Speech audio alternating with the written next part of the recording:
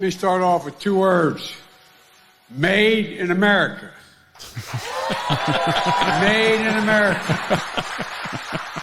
Oh my gracious, folks! You got to. What is going on in our country? This guy has his finger on the button, the nuclear button. Not just that. This guy can decide if we have a nuclear war or not. And you know, I have to say, I've got a granddaughter who she heard that first thing out of her mouth. Now she's 7. She would be like, "That guy can't count, Daddy." Well, he's the president of the United States. I don't want to sound like I'm beating up on the guy, but go ahead, Well, son. I just got one question. What's that? What has he done in America? Well, that's what is made in America from the Biden administration? we don't make anything. We make what I would love China makes everything, not America anymore.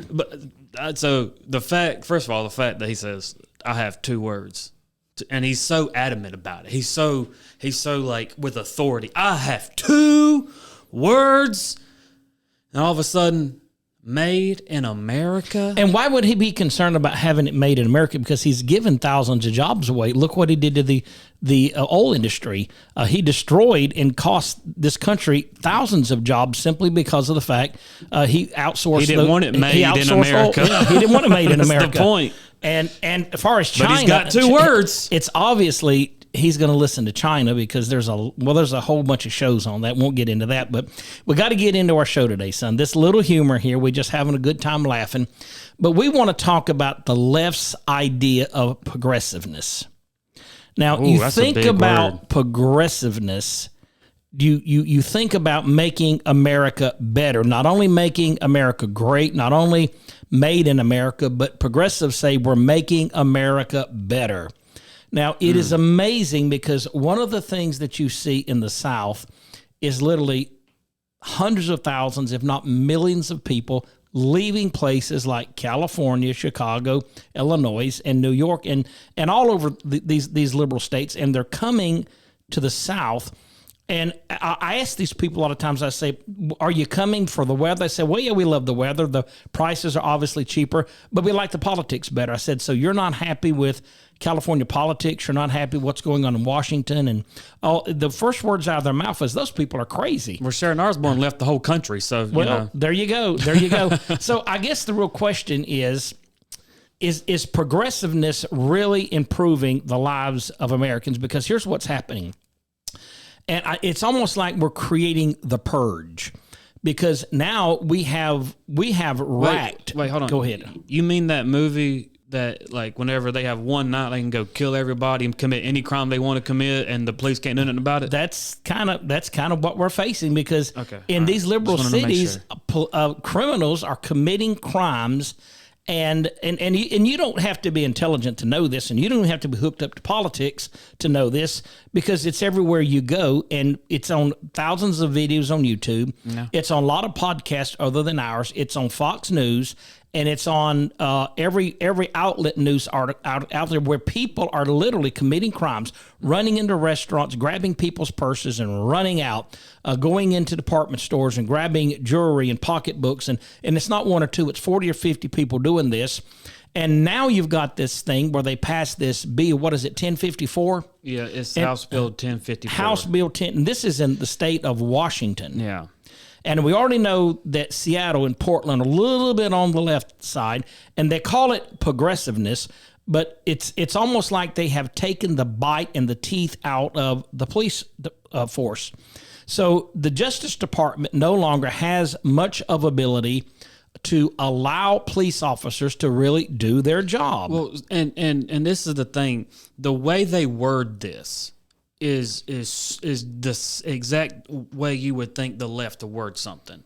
So they word it by saying stuff like, well, the police can't, do chokeholds anymore. The police can't, come up and just put, excessive force and do all this stuff. So they put all these things that everybody can mostly agree that okay, maybe chokeholds and stuff like that we can debate on that, right? That's debatable. Then they go to where you can't even use police dogs to chase or apprehend a suspect or anything like that. Like, so now what are police dogs supposed to do?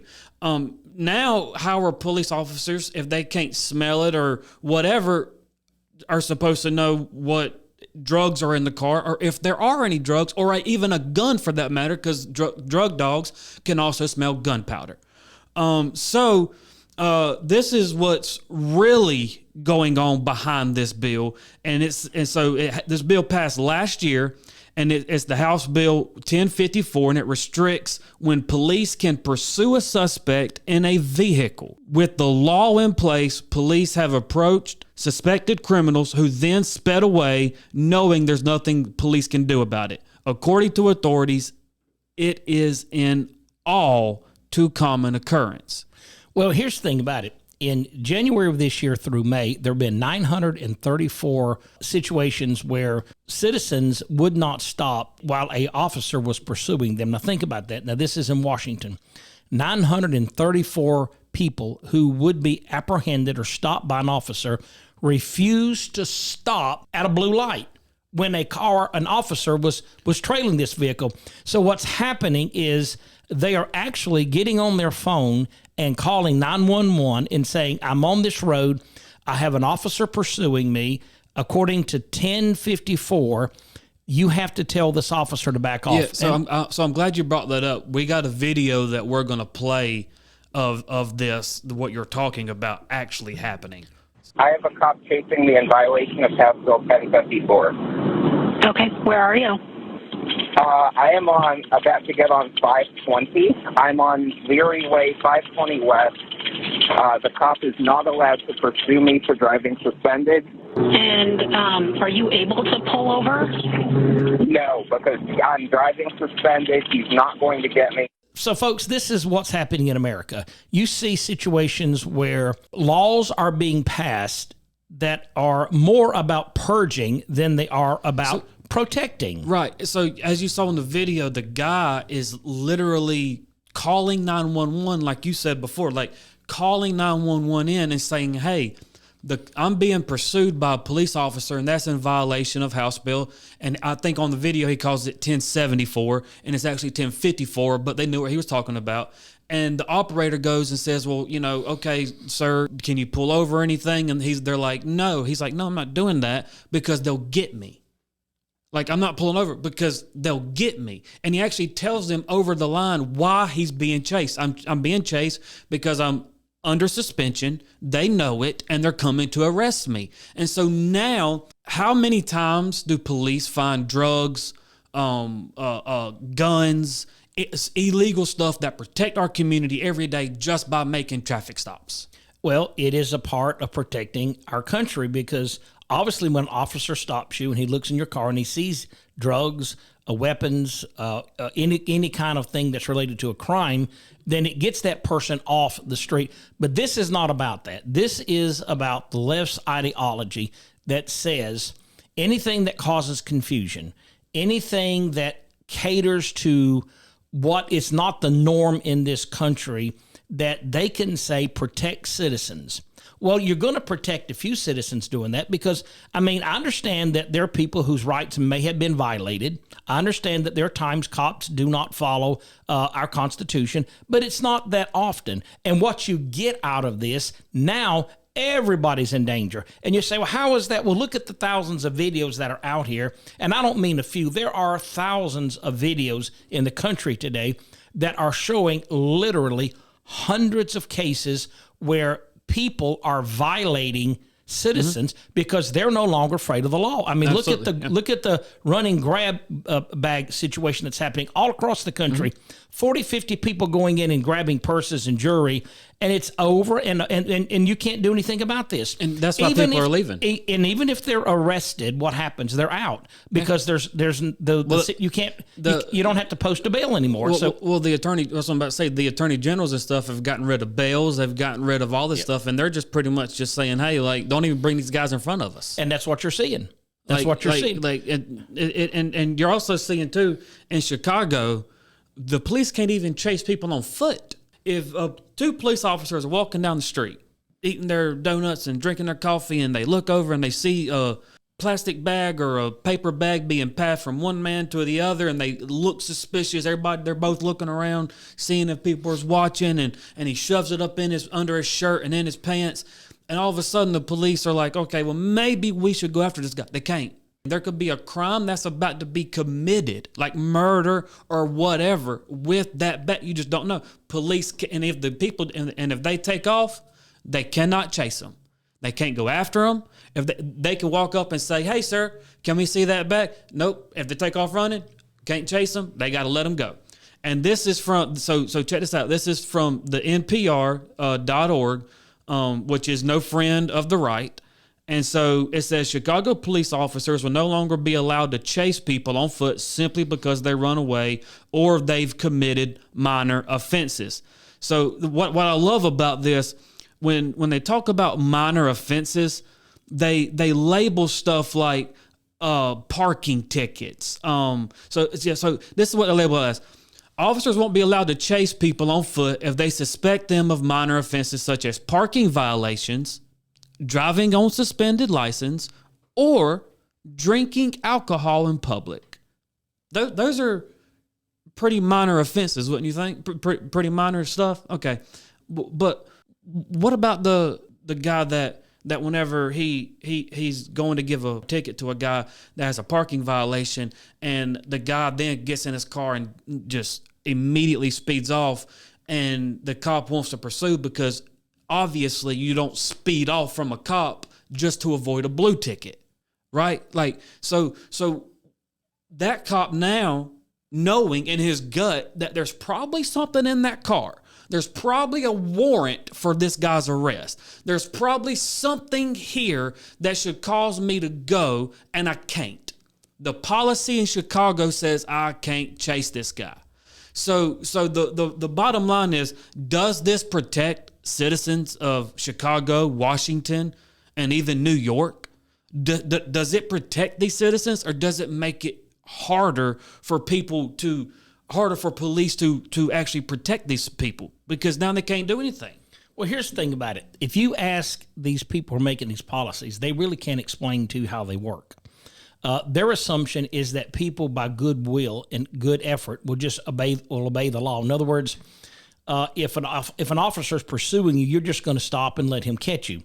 But that's not the case. They're taking advantage of the situation, is what the left are saying. But there's no antidote to fix it. There's no policy change to bring this thing back to some point of reference where it's fair to both sides.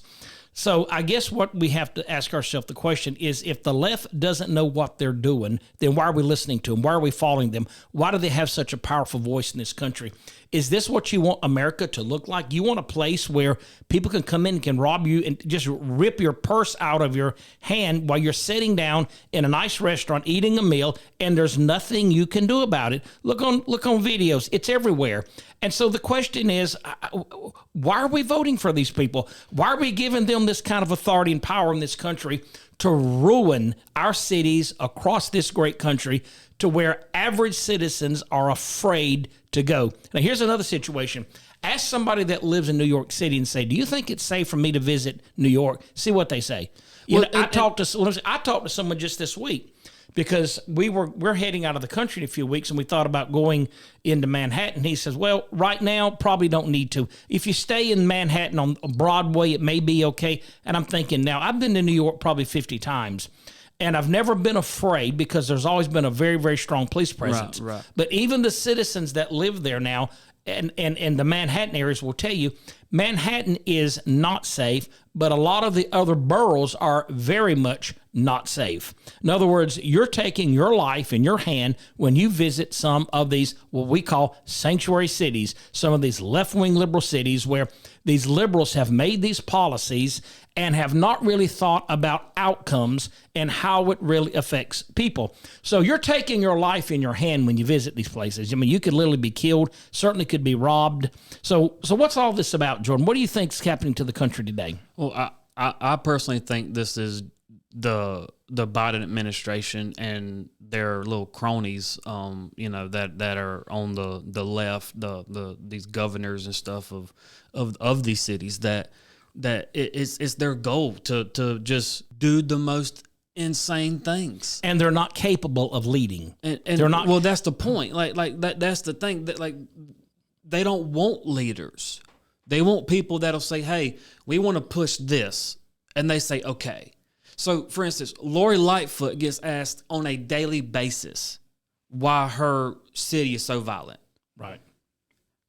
On a daily basis, her answer is and always will be, that question offends me. And that's all we get. And then she goes on some little tiny little rant why it offends her.